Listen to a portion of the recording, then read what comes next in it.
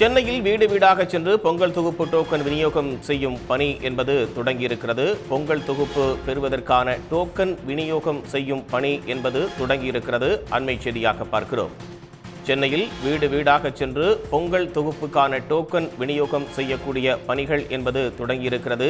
வீடு வீடாக சென்று நியாய விலை கடை பணியாளர்கள் டோக்கன் விநியோகிக்கும் பணியை தொடங்கியிருக்கிறார்கள். குடும்ப அட்டைதாரர்களுக்கு பொங்கல் பரிசாக 3000 ரூபாய் வழங்கப்படுவதாக அரசால் அறிவிக்கப்பட்டிருக்கக்கூடிய நிலையில் பொங்கல் தொகுப்பு பெறுவதற்கான டோக்கன் விநியோகம் செய்யும் பணி என்பது தொடங்கியிருக்கிறது. சென்னையில் வீடு வீடாக சென்று பொங்கல் தொகுப்பு டோக்கன் விநியோகம் செய்யும் பணியை ஊழியர்கள் முன்னெடுத்திருக்கிறார்கள். அண்மை செய்தியாக பார்க்கிறோம்.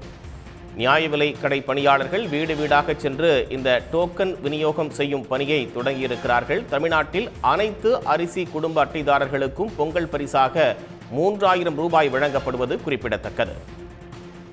உடனுக்குடன் செய்திகளை தெரிந்து கொள்ள சன் நியூஸ் பெல் ஐகானை கிளிக் பண்ணுங்க.